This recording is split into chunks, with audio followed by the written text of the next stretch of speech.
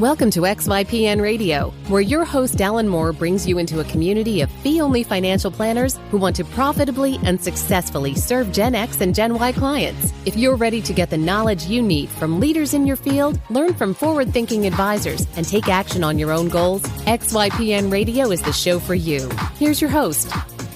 Hello and welcome to this episode of XYPN Radio. I am your host, Alan Moore, and today I'm really excited because it's a little different because I have two guests on the show today. Andrew and Devon of Reinvest, a fee-only firm in Cincinnati. Now, these guys are total rock stars and are building something really, really cool. So they left Northwestern Mutual earlier this year to start their own firm. Within 2 months, they ended up having a conversation with a larger RIA, TruePoint, that's also in Cincinnati and has around $2.6 billion in assets under management, about 55 employees. And they ended up selling their firm to TruePoint. They then merged their RIA with another TruePoint subsidiary named Reinvest and became partners in the subsidiary. They now serve the quote-unquote smaller clients that don't meet TruePoint's 1 million assets under management minimum and already have 75 client households. They also have a really interesting planning process since that they actually have a third partner that has a CFA, giving them a CFA, CFP, and a behavioral financial advisor, a designation that we talk about on the show. And it forms a really awesome 3-advisor team that works with all clients in their area of specialization. These guys are 25 and 24 years old and have been building something I think a lot of XYPN Radio listeners would love to build. This was an awesome interview from beginning to end. You can find any of the additional resources that we mentioned during the episode at xyplanningnetwork.com/116. Also, be sure to go to xyplanningnetwork.com/VIP to join our private group just for XYPN Radio listeners. It's a community of advisors we've all been looking for that's there to provide support when we need it the most. Best of all, it's free. I encourage you to check it out. Again, that's xyplanningnetwork.com/VIP. Without further ado, here's my interview with Andrew and Devon. Hey, Devon and Andrew, welcome to the show, guys. Thanks so much for taking the time to be on today. Hey, you got it. Thanks for having us. Yeah, so I'm excited because this is actually the first time that I've ever had 3 of us on the show before and actually had 2 guests. But there is no way I think that we could have done this without both of you on because you just sort of have this fascinating setup right now and sort of the way the firm is structured, but also the career path is really awesome. So we have just an amazing production crew, but I will warn folks, just because of the way our audio is working there, you may occasionally hear a little bit of feedback. So don't stress. It's just the way the mic setup happens with our system. But I suspect no one will actually notice because our production crew is amazing. So I guess just to kick things off, and Devon or Andrew, whoever wants to run with this, sort of give me just a high-level overview of sort of where things stand today for you and your firm and sort of the overall structure. And then we'll dig into the details here throughout the show. So this is Devon, by the way, and I guess good luck discerning who the two of us are throughout our conversation. But so we are currently operating as Reinvest. So our Reinvest, there's a part of Cincinnati is called Over the Rhine, and so that's kind of the creative twist on the name is Reinvest. Reinvest is a fee-only RIA, very similar to a lot of the RIAs that you're going to find within the XYPN community. It was founded by Brad Felix. Brad is a CFA, basically founded utilizing Betterment for Advisor platform. So, Brad's idea in creating this, this firm was to work with the mass affluent. I think that Gen X, Gen Y demographic, not the bazillionaires that this industry is typically chasing. And so Brad founded it sort of under that principle, that guiding light. And about 1.5 to 2 years into building the firm, created a relationship with a larger RIA here in Cincinnati who eventually acquired Reinvest. So Reinvest became the wholly owned subsidiary of TruePoint Wealth Counsel. So all of that happened before Andrew and I really came in the picture. Andrew and I spent a good deal of time with Northwestern Mutual. And that's where we met and sort of actually found the XYPN podcast, started reading a lot of what Kitsis was putting out and listening to a lot of these podcasts and kind of these stories of folks who were either in broker-dealer land or worked for an RIA and sort of felt like, hey, this isn't going exactly how I hoped it would, or, maybe from like our perspective, we felt like we weren't able to really do the type of planning we wanted to be able to do. And so this podcast kind of gave us, that jolt or that level of comfort that, hey, we can actually go do this. January of this year, I left Northwestern Mutual and Andrew was finishing up his CFP. And during the time he was finishing up his CFP, I was kind of putting together the ADV and kind of going through the structure of getting everything set up with the help of XYPN. And in May of this year, we launched True Wealth Planning. So the way we were set up was, again, similar to the way Rhinevest did things, but a little bit different. So we had an upfront fee and then a monthly financial planning subscription that clients would pay. We actually didn't charge on AUM at all. We used TD Ameritrade, which is a little bit different than the way that Rhinevest operates today. Regardless, fast forward about 2 months from there, so I guess about the middle of June, towards the end of June, the founder of Rhinevest actually sought out Andrew and I, and we started having conversations and realized, hey, our visions are totally in alignment as far as like our values and the service we want to provide to clients. And in those conversations led to really an opportunity for True Wealth to become part of Rhinevest and ultimately TruePoint. I know all these names are probably confusing, but TruePoint, the larger RIA that owns Rhinevest, acquired our firm, True Wealth Planning. And now Andrew and I are lead advisors here at Rhinevest, working together with our clients, while Brad, the original founder, CFA, works on the portfolio side for both TruePoint and Rhinevest. Okay, that's awesome. So yeah, there's three entities here that we have to define. So we have TruePoint, which is big RIA, and so this is the parent company. So how large of an RIA is TruePoint? Yeah, so TruePoint, they've got 55 employees and they manage about $2.6 billion in assets. Okay, so big firm. So that's a big RIA. 2 years ago, it acquired Rhinevest, which was a sole shop, and his name's Brad. So he's the CFA portfolio manager guy. So TruePoint acquires Rhinevest, and then a couple of months ago, Rhinevest essentially acquired True Wealth, which was the two of you enrolled you up into Rhinevest. So True Wealth Planning is no more. So now there is TruePoint, which is the big RIA, and Rhinevest is the firm that now you two are lead advisors for. Did I get that all right? Yep, nailed it. Okay, perfect. So I'm curious, what made you two decide to go with Rhinevest? So you just, you make the leap. You're at Northwestern Mutual. You finally make the leap. I guess, Devon, you go through the process of getting all of the paperwork done and ADV filed and all of that, and you two are ready to go. And 2 months in, you make the decision to sell to TruePoint / Rhinevest. What, I guess, talk to me about the decision process and sort of what was so good about the offer that it made sense for you to do that instead of staying on your own?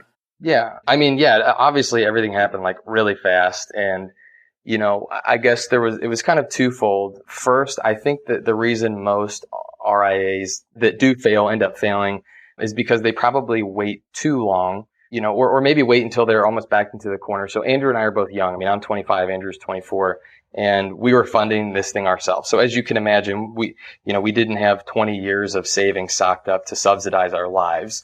But the funny thing is that things were going really well between people calling from, the XYPN Finance Advisor Network or just reading our blogs, whatever it was. We were getting, maybe 1, 2, or I think around maybe 3 call-ins a month, and a good bit of them were becoming clients. So, it wasn't really from a fear of failure standpoint.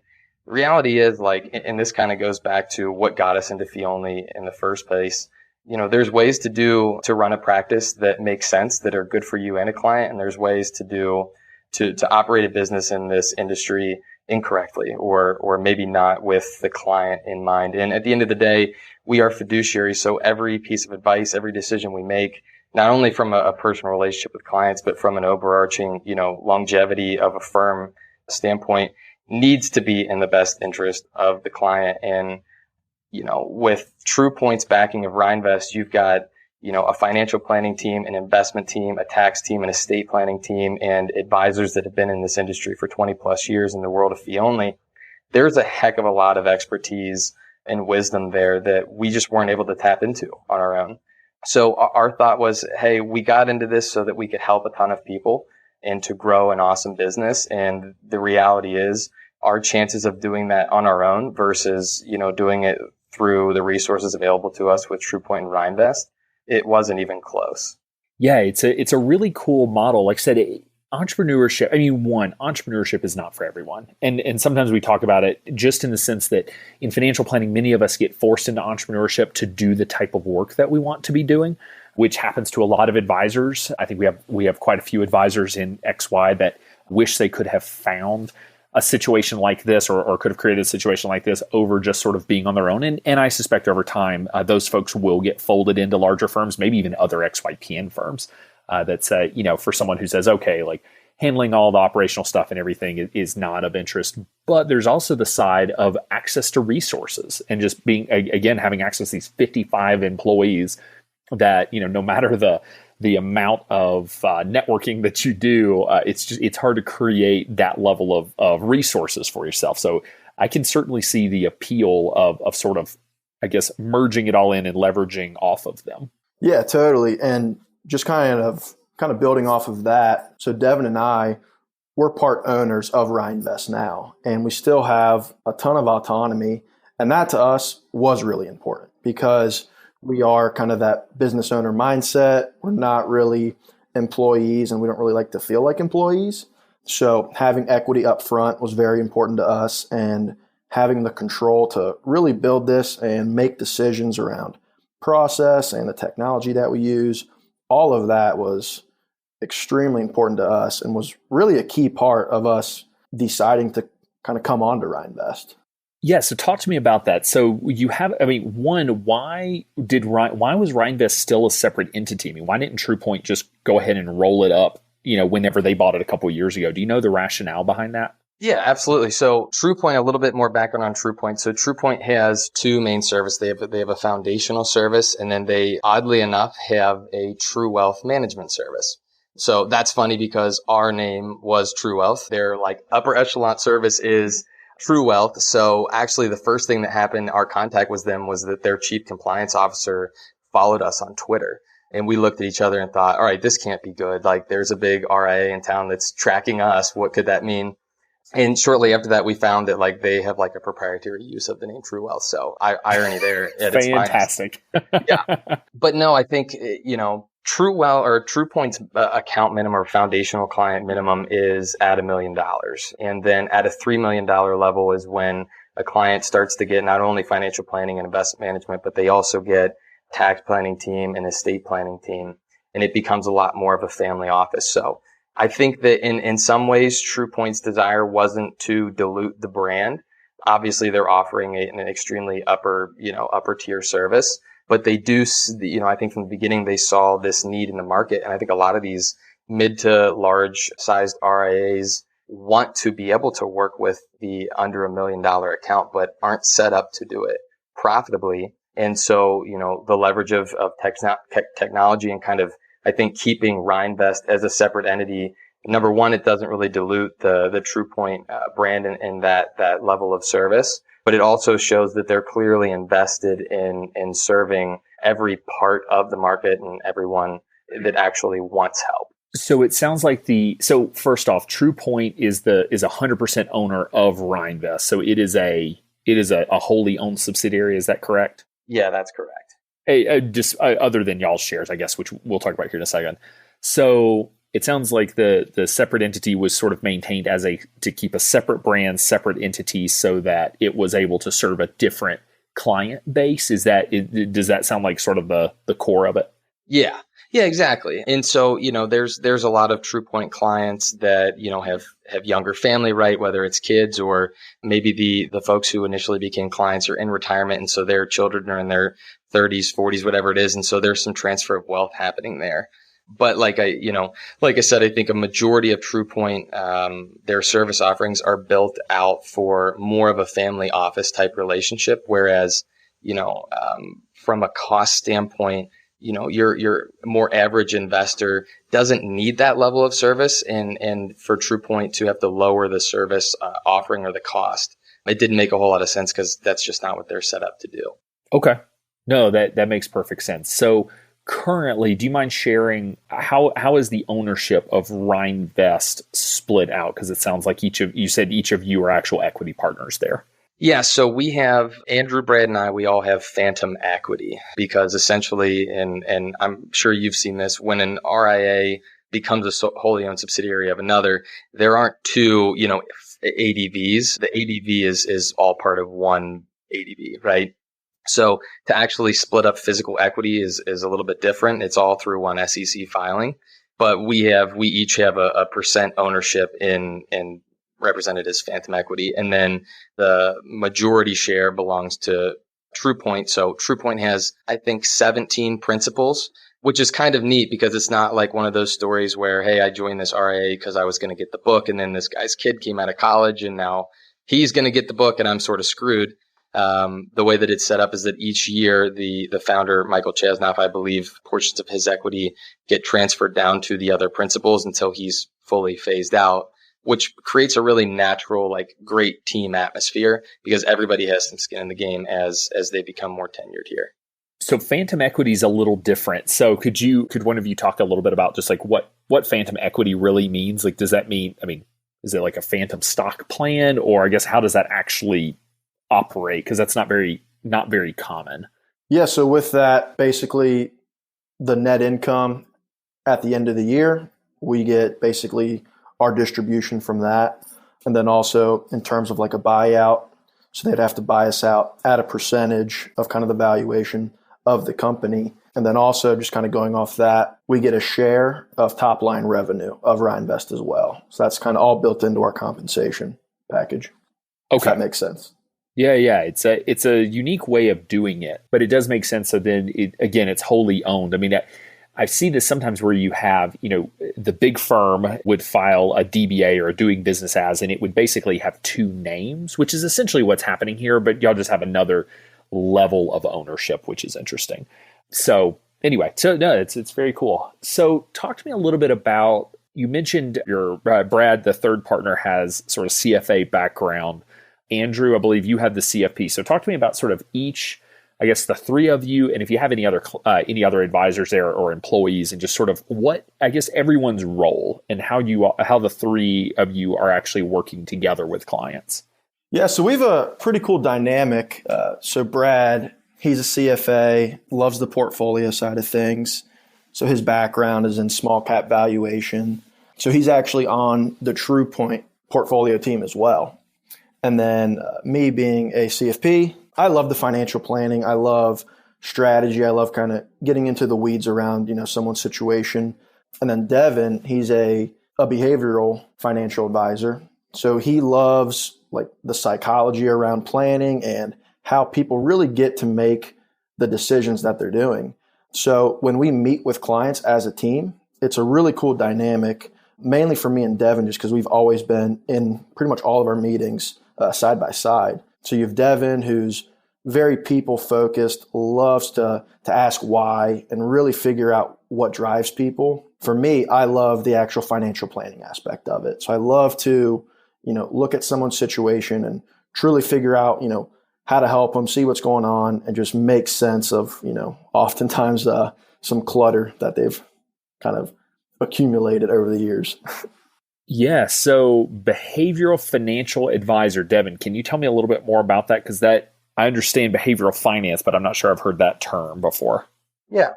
So I think Andrew hit on it a little bit. Essentially, it's the psychological impact that money has on our lives is sort of how I would sum it up. So there's obviously the psychological impact that certain decisions might have on you, right? Like, are we making impulse decisions? Are our decisions based on fact and emotion, fact, or are they based on emotion? So if you kind of look at any person, there's what you want to do, and then there's what you're actually doing. And I think that a lot of failure we see in personal financial planning from the client perspective is when, our values aren't actually in alignment with what we're doing. And so from a psychological standpoint, there was a huge value in kind of going through that program, but then also understanding like the physiological effects that are actually happening in your body when certain decisions arise. So, for example, when fear strikes, your natural reaction is to the fight or flight kind of happens. So I would reference like 2008 as an example.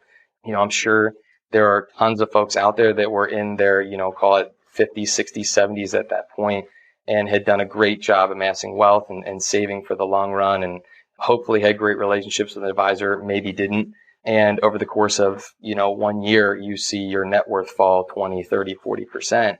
You've got a couple of options there, right? We can be reactionary and make decisions based on how we feel now, our fear of what could happen, or kind of the unknown, or we can hold steadfast and sort of look at what historically has happened after those market downfalls. The formal training is kind of in how do you help clients work through those types of decisions, whether they're of massive impact or even something as small as, being an impulse buyer at a shopping mall. But just kind of bringing some reality to those scenarios. Why are we thinking the way we're thinking? Are we actually stopping to evaluate the way that we feel at the time that a decision is being made? Or are we really just, like I said before, just being reactionary and then almost regretting our decisions later on?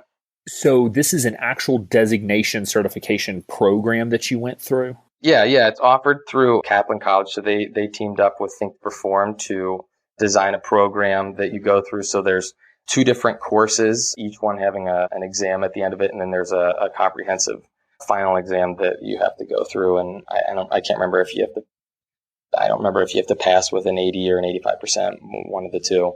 But yeah, it's a legitimate deal. And I think a lot of folks that go through the program it's kind of like an addition onto the CFP designation. My background actually was formerly in engineering, as odd as that is. And after college, I moved out to Omaha, Nebraska, and traded commodities for a while.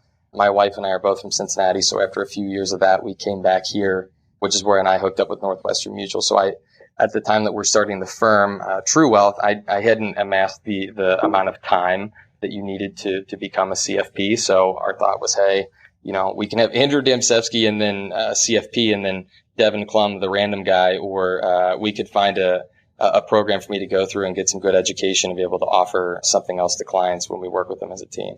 Very cool. So is this a designation you would recommend to advisors that have the CFP? They've already gone through sort of the more formal training. Is this a program you think advisors should be looking at? 100%. I mean, in my personal opinion, if you look at where the industry is going, you look at the robos, even looking at Betterment, right? They're already looking at offering a personal advisor solution, right? So as fees compress over time and as these robos start to create larger presence, I think you're going to see that the value of an advisor typically, as it frankly always has been, is in that relationship, and having an advisor that knows how to figure you out and knows how to understand the way you think, I think is extremely valuable. And I think our clients actually really latch onto it. They like it. I mean, nobody needs or necessarily wants their hand held, but they want to sit across from someone who's not only interested in the numbers behind their plan, but also why are these things, why are we even doing the things that we're doing? Why are we planning for the things we're planning for? And someone with the wherewithal to double check on a goal. Hey, 5 years ago, you said that you guys wanted to pay for your kid's school. Is that still the case? Has it changed for any reason? Are we just setting these goals out because it's what everyone else does? Or is it something you actually want to do? So yeah, I think it's awesome formal training to kind of bring more of a human element to financial planning, whereas kind of that traditional CFP track is a lot more technical. I think that we can tend to sort of forget that we're sitting across from human beings, not just numbers on a spreadsheet. Yeah, it sounds more like the whole, the art and science of financial planning. And the CFP is a wonderful science-based program and science-based approach, hoping they continue to expand more technical knowledge around, how to actually work with young people, like student loans, which aren't mentioned in the entire CFP program, which still baffles me, along with several other pieces. But it sounds like this is more the art side, which I'm familiar with financial therapy and some of the programs coming out of University of Georgia and Kansas State, some of their certifications. This was not one I've ever heard of. So that's very cool. So Andrew, can you tell me a little bit about sort of the firm itself? So, and we'll just focus on Rheinvest, but just sort of the number of clients, the types of clients y'all work with, and sort of overall structure there. Yeah, totally. So right now with Rheinvest, we manage about 75 households. The assets we manage is just a hair above 6.5 million right now. And the clients truly range. So we have some clients who have zero assets and they're 24 years old. But then we also have some clients who are 69 years old and they have a couple 100,000 that we're managing for them. So it's a pretty interesting spread because we're working with some folks just through the accumulation phase and making sure they're really developing the right habits now. That's going to lead to a successful financial future.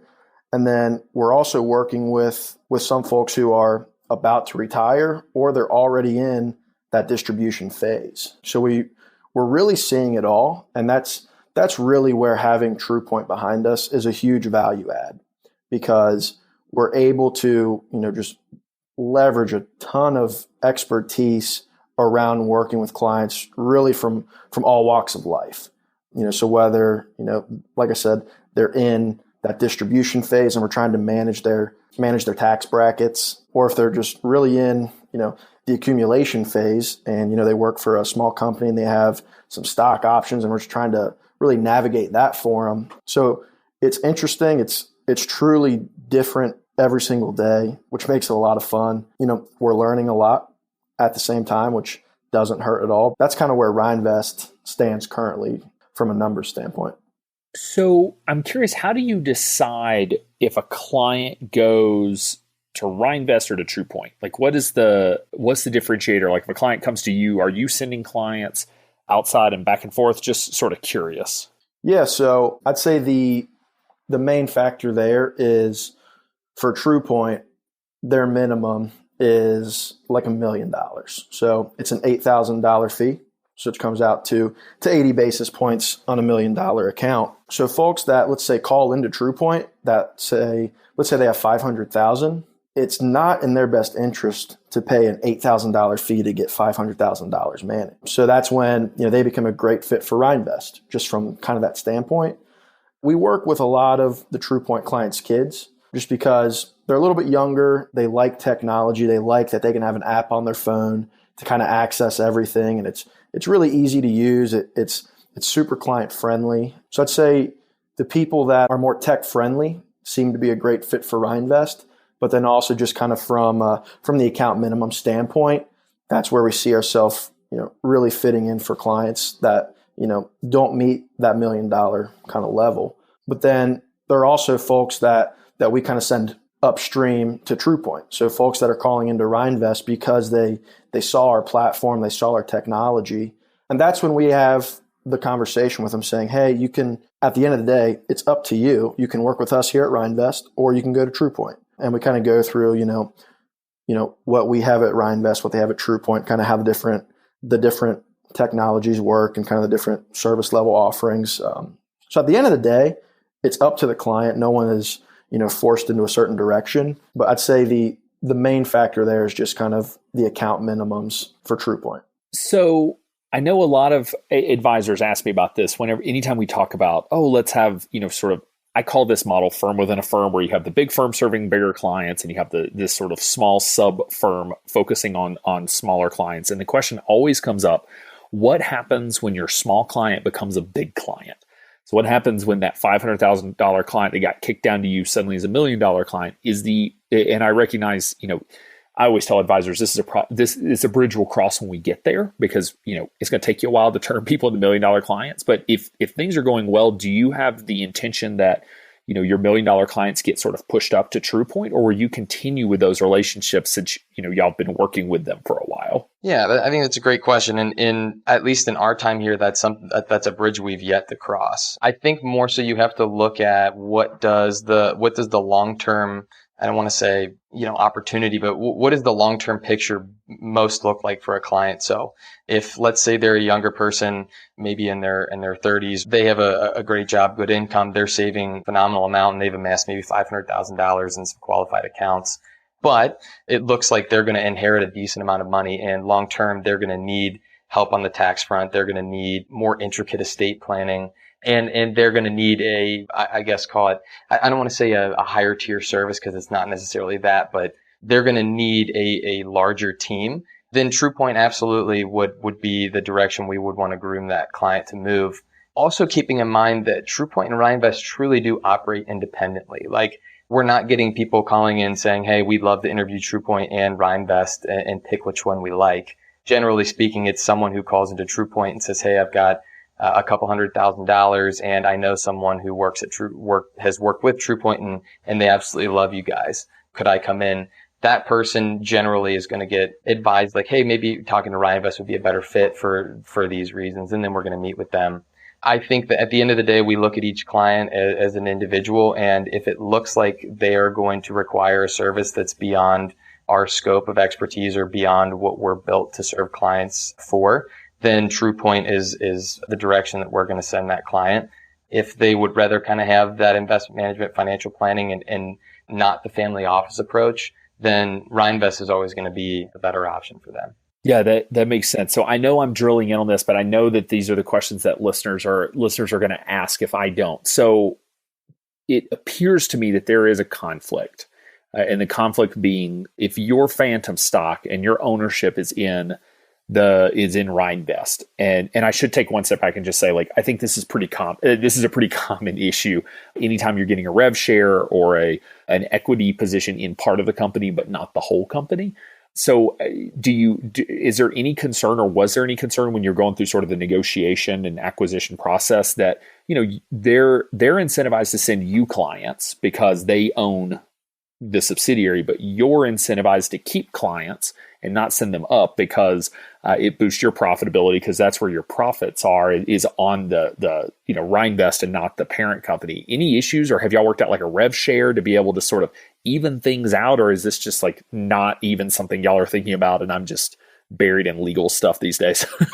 I think that they're all like super valid questions. Alan, I think the way that, and I'll let Andrew kind of give his perspective on this too, but very plainly, we've met a lot of people in this industry, and overwhelming majority of them are in this business, at least from my perspective, for themselves and not for their clients.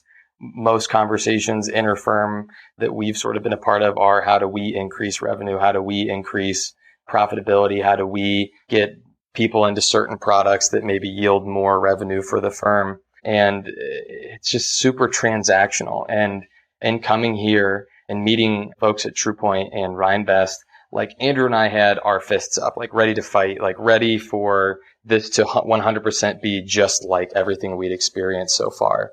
And not one person talked about the amount of money we could make. Not one person has brought up how profitable the firm is. In fact, I would venture to say TruePoint is probably less profitable than most firms this size, because they actually utilize specialists in financial planning, in tax planning, instead of just having the advisor sort of half-ass everything.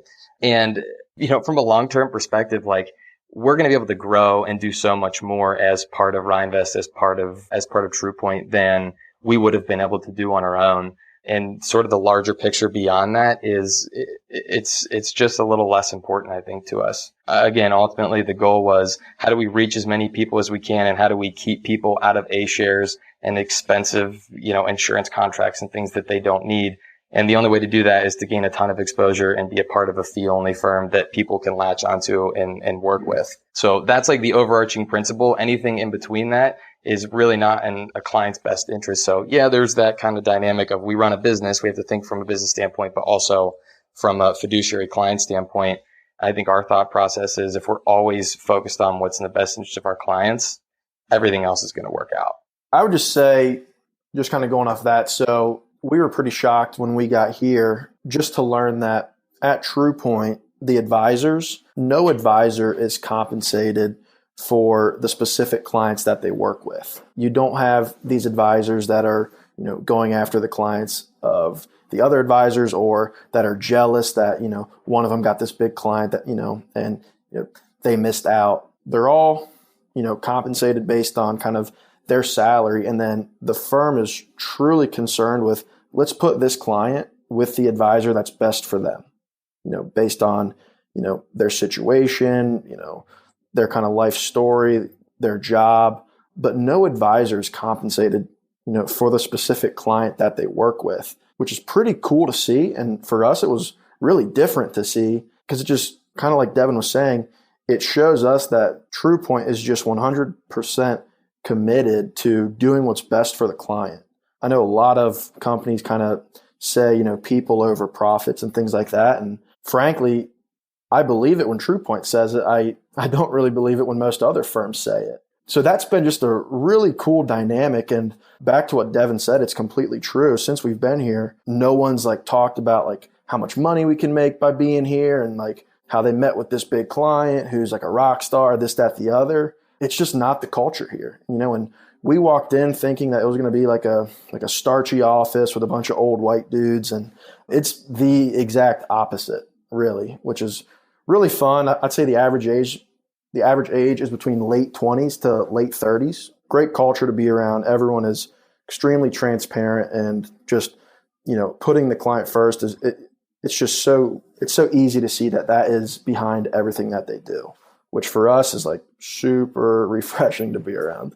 No, I appreciate y'all sort of letting me dig into this because, I agree that it's all about culture. And it's actually not something we talk a lot about in financial services. It's something I'm becoming more obsessed with as XY Planning Network grows. I've been doing a lot of reading and research just around how to create an environment for your team that's productive and collaborative and exciting and all of those things. And we actually don't talk a lot about it in financial services for building our firms, but it is crucial that you're working with the right people. And like I said, if you're working with the right people, these things will sort of work themselves out. Now, that being said, incentives do work. And so that's always the hesitation is let's be sure we're incentivizing the behavior that we want to incentivize, which is why, many of us ditch the idea of commissions, right? Because getting paid to sell something incentivizes you to sell something. So you're going to sell something.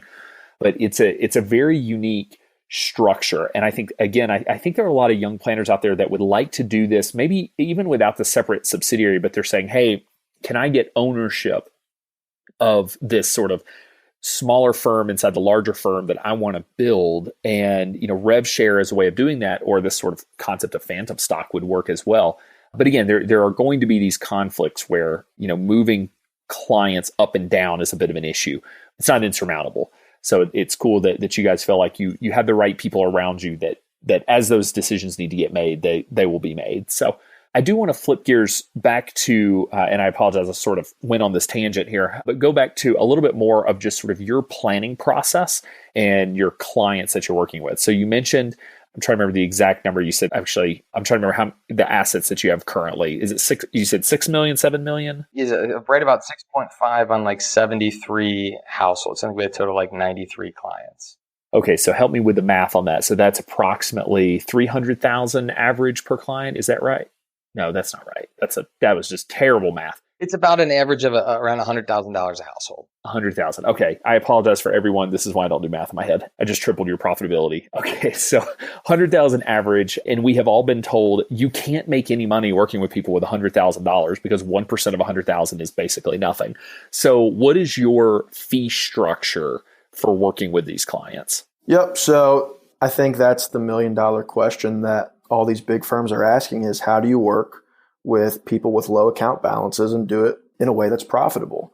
So the way our fee structure works is we charge 80 basis points for the assets that we manage, and then it's $45 a month as a retainer. That's it. It's super transparent. That 45 is per household, and that doesn't go up or down based on their net worth or their income. It's 45 for everyone, and it's posted right on our website. So our goal is to be just extremely transparent so people know exactly what they're paying, because that's something that we've seen is most people don't know what they're paying their advisor.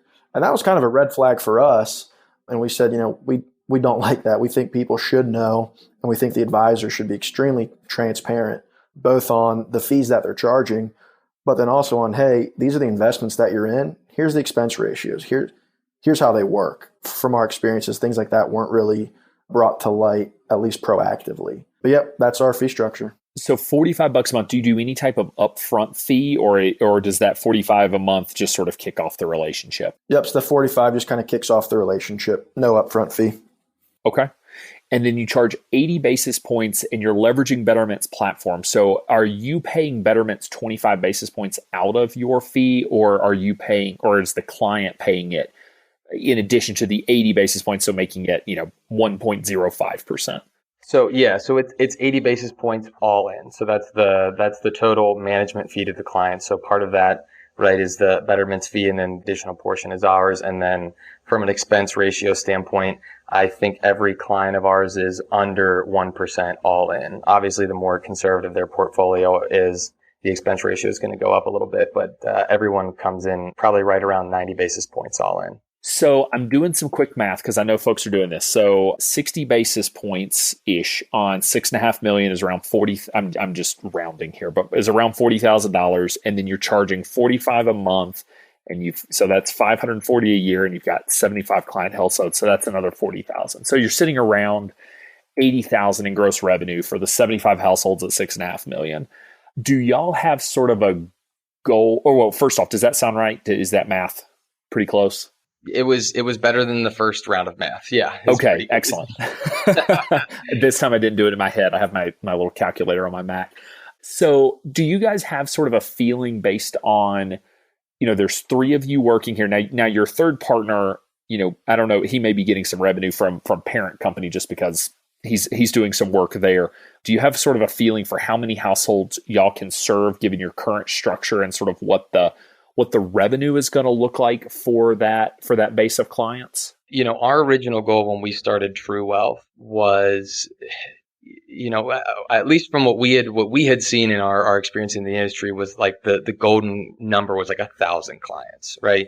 And we actually joked around kind of with people in the intro meetings at True Wealth that like I couldn't even sit down right now and write down 100 names. I mean, seriously, maybe I could, but to know their intimate like life details, to be able to pick up the phone at any point and say, hey, how was your son's soccer game this weekend? Like, no way.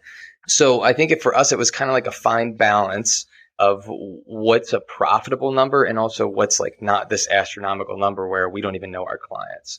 And so our goal at True Wealth was to amass 200 clients between the 2 of us, Andrew and I, and then at that point to start looking at bringing on other advisors. Now, in all honesty, Andrew and I think our thought was it was almost like we were going to be a family office for lower net worth clients. And as anybody in this world or someone who started an RIA would know, it is impossible to provide a family office level of service to an exceptional amount of clients with low net worth. It's just not possible to do. So the utilization of Betterment from just an investment management standpoint, using their platform, the tax loss harvesting, the rebalancing, it takes a heck of a lot of, I guess, time that we were spending and gives it back to us to spend with clients. I think long term, our hope would probably be around 200, maybe 200 households. And at that point, we start to look at, all right, does it make sense to bring on some junior advisors? I think we could probably do more than 200 as well. But I think at that point, we'll start to have conversations, not only between us, but also asking clients, do you feel like you're getting the level of service that you were promised? Are there things that you feel like we're missing out on? And then also just being, available enough to reach out to clients and remind them to do certain follow-up tasks or, beyond just the annual review to check in and see how they're doing. If we start to feel like those little value adds are becoming a strain on time, then, absolutely we look at bringing on another advisor. So do you mind sharing, are you getting a salary? Is True Point, is True Point paying you a salary, or is all of your salary based on the cash the cash flow and revenue of Reinvest? Yeah. So True Wealth, that was sort of part of the deal is, there's a salary that Andrew and I are both paid as well as the equity. And then in addition to that, we each get a percentage of the net revenue of the firm because, clearly you've got 2 advisors here at the revenue numbers you're talking about before, right? That doesn't equal positive numbers. And what's I think really neat about True Point, again, to their credit, this is what the bigger firms miss. Yes, it is. You can't just work with, those lower account clients and expect to be profitable in year 1, 2, 3, 4, maybe even 5. That's just not how this works. Long term, it's extremely sustainable and it is a 100% a business model that needs to exist, but we all have to be willing to make sacrifices to get there. And that was really cool to see on their end. There is no target date for profitability. There's no sales quota. There's no asset minimums that we need to obtain. It's about doing this thing the right way and creating a brand that is recognized as morally and exceptionally technically sound. It's not just about getting this thing rolling and making money. Yep, you just answered like 2 more of my questions around this whole structure. So I know a lot of listeners are going like, how do I find a True Point? Are you kidding me? Because it does sound like they're willing to invest for the future. And again, whenever I speak and sort of give numbers similar to what we're doing here and run it out, at least one advisor will inevitably say, but that loses money in the first year. And I just want to shake my head and just be like, are you kidding? When you're on stage, you have to be nice. But it's one of those like, yes, this is going to cost you money in the first year, and it's going to cost you money in the second year, and maybe by year 3 you stop, going backwards, but it's an investment. And TruePoint believes that this is a worthwhile investment. But if I'm thinking about the numbers, just with the revenue you currently have in 75 households, you're averaging just over $1,000 of revenue per client. So assuming you don't raise fees, which I might actually press you to raise that $45 a month, but I understand where you're at. But even if you don't raise fees at 200 households between the two plus one of you, it's 200,000 in revenue, and after some overhead and things like that, like it's actually a reasonable salary for 2 young guys. And I think that's the other thing that some of the larger firms are missing too, is that I think the old school mentality was we're going to get in this business and make millions of dollars. And there's been this sort of generational shift where I talk to a lot of younger planners that say, like, if I can make 60 grand, but like have all the control and be in charge of it, I'm thrilled. Or 80 grand or even $100,000 would be like the ultimate. And I know a lot of, older advisors that think $100,000 isn't worth their time. So I think that's another piece here too, is that some of the underlying goals of younger advisors are shifting. And that can be difficult when you're talking to, larger or more established advisory firms, just that, that I think income expectations have changed. And when you change that sort of tenet, I guess, or that value, a lot of things can adjust whenever you're not in it to try to make millions of dollars. Yeah. I mean, go find a fireman or a police officer or a teacher, that got into their field because they wanted to be a millionaire. Like, those people don't do those jobs, right? And for whatever reason, this industry over time has become an expectation. And the reality is, like, we provide an extremely valuable service. There's no doubt about that. But if you're in this business because you want to make millions of dollars and ultimately not do a whole lot of work, you're not in it for the right reasons. And either over time, you will get there and, you will not create lasting relationships, or you won't get there because you'll recognize that if doing this the right way doesn't yield that, it doesn't yield that end game. I think, you just hit on it, like, oh my gosh. At the end of the day, we shouldn't be in this business to make ourselves wealthy. We should be in this business because it's an opportunity to help other people. And that's the old song and dance, whatever. You can think it's cheesy if you want, but if you're in this business only to make money, you'll end up unhappy yourself, or you'll make a lot of people unhappy on the way.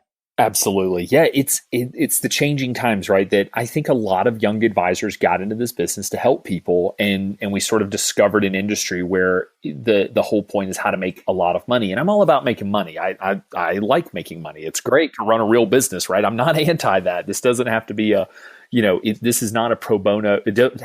You can certainly do pro bono, right? You don't, but it doesn't have to be run that way.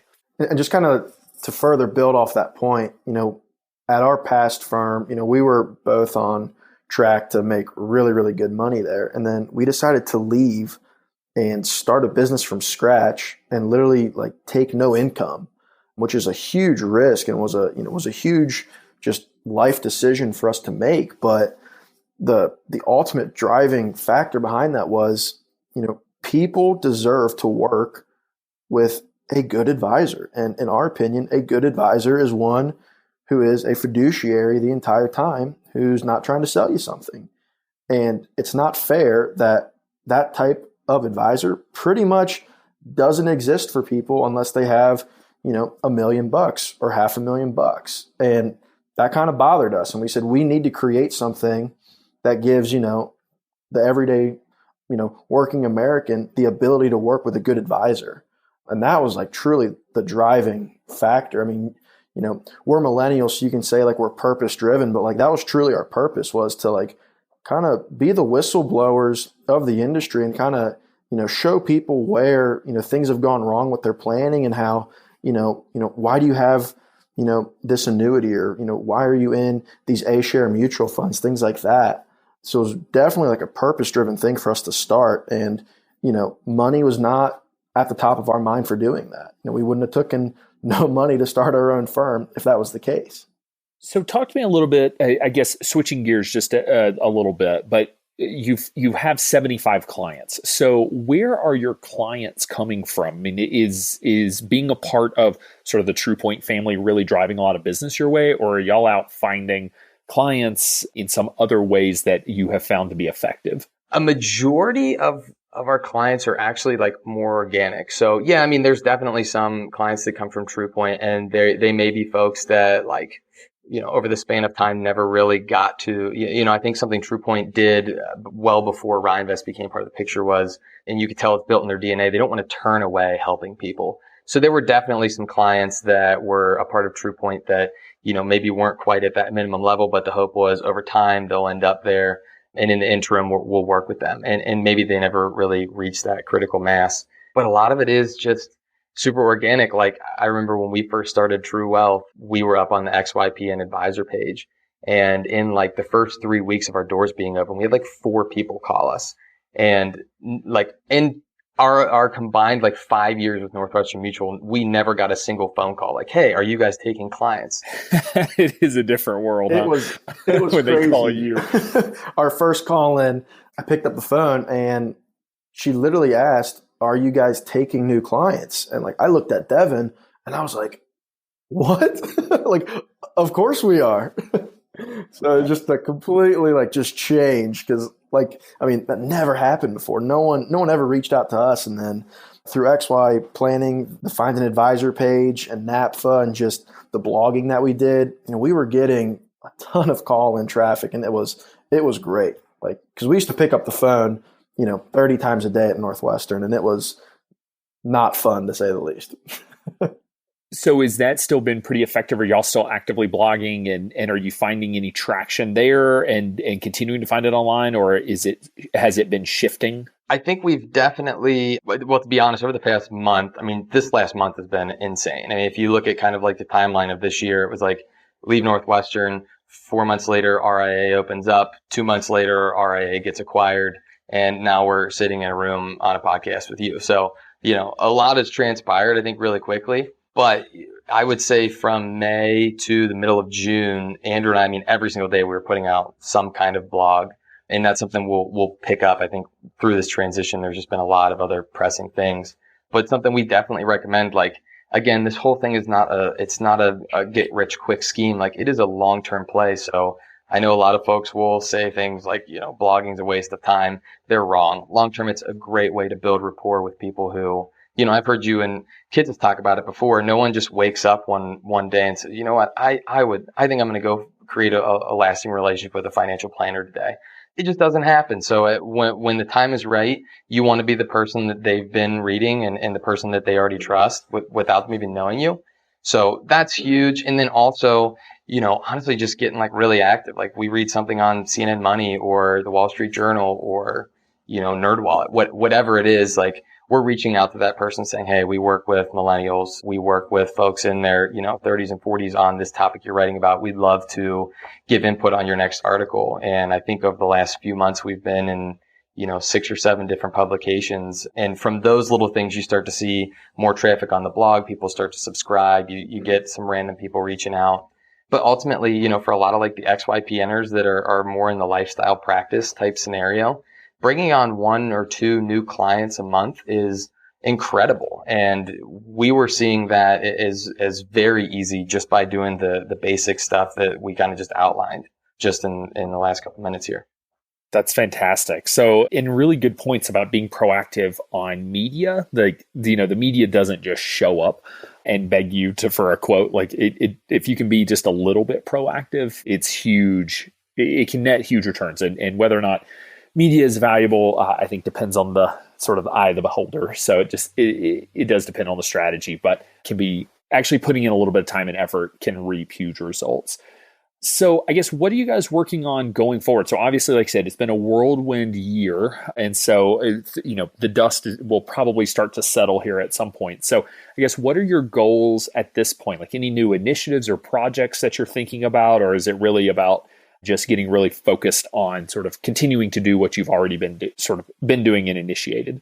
I'd say the biggest thing that we're working on is, now that we're with RineVest, is, we've spent kind of this last month just completely looking at their process, all the technology that they use, all that, and just really refining it and making it something that is scalable and repeatable. Because we see that as being just like once we have that nailed, then this thing can just absolutely take off.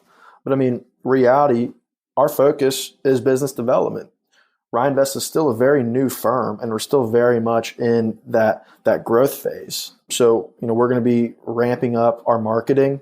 So actually, after listening to Michael's podcast with Josh Brown, we went and got the domain, The Cincinnati Financial Planner, for our blogs. We're going to ramp that up again. But yeah, I mean, we're still very much in, the growth phase, but we want to make sure that our process is, very efficient and very clean and very streamlined. And ultimately that it's just a phenomenal experience for the client. And then kind of once all those ducks are in a row, it's business development, which is, that's something that both me and Devon are passionate about too. So we're both type A personalities. We like business development. We consider, something that we're good at. So that's definitely, the direction for Rhinevest kind of moving forward, at least short term. Awesome. Yeah, it's so exciting. You guys have such a cool model and a really cool opportunity, I think, that you've been able to sort of create for yourself, because again, I think there are a lot of advisors out there that would love to have a similar situation, just haven't found the right partners. Obviously, y'all have been able to find that. So, as we're coming to a close, I'll ask you each, you can choose who wants to go first, but if there's one piece of advice, sort of one thing you wish you had known, maybe whenever you were going to launch your own firm or when you were starting at Northwestern Mutual, whatever time period makes sense to you. But one thing you wish you had known then that you know now, what do you think that one piece of advice would be?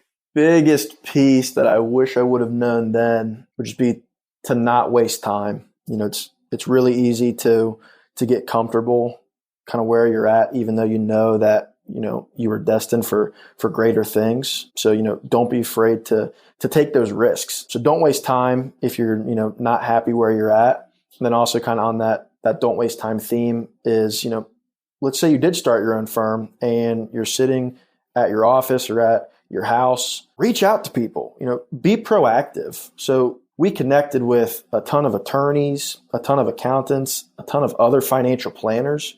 We wanted to just expand our network as big as possible. We wanted to get our name out there, our message out there, to as many people as would freaking listen to us. And then, they started to refer us some business. So we met with a few accountants and they're now centers of influence for us. And they meet with people that were kind of our perfect client. And they would say, hey, you guys need to talk to Devon and Andrew. And the next thing we know, we have an email coming in saying, hey, my CPA recommended I talk to you.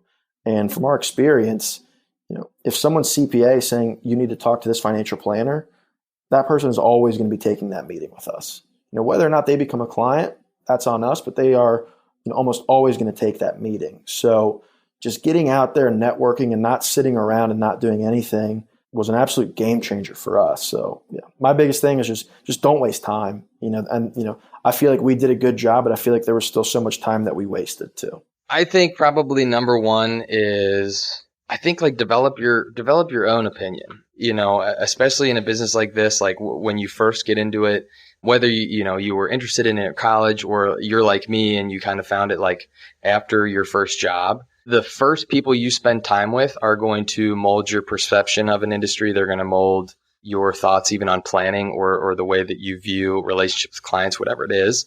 And if something feels off to you in any single way, take the time to do some research and find an opposing view, because ultimately we got to where we are because something just didn't feel right. Like at the end of the day, something just didn't feel right, or we felt like there was a better opportunity. There was something different. And I'm so glad that we found XYPN. Like I know we're on your podcast, Alan. I'm not just trying to plug you here, even though you're an awesome guy.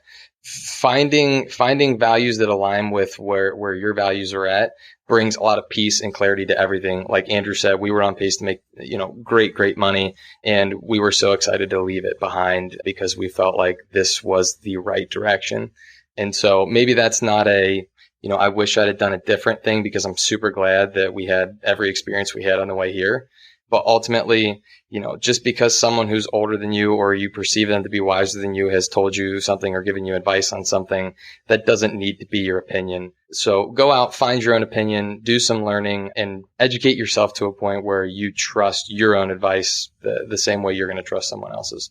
Fantastic. Well, thank you both so much for taking the time to come on and share your story and your successes with listeners. I'm looking forward to seeing how your firm continues to grow and all the cool stuff y'all are working on. So thank you so much. Yeah, thank you. You got it.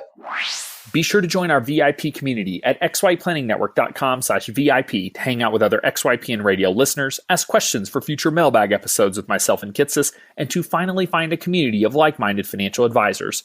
Thanks so much for joining me today. We'll see you next time. You're not alone, and you're not crazy. It's scary starting, building, and growing your own financial planning firm. And that's why we put together a free private community just for you, the Cutting Edge Financial Planner. Go to xyplanningnetwork.com/VIP or text XYPN Radio to 33344 and join a network of thousands ready to change the lives of Gen X and Gen Y clients.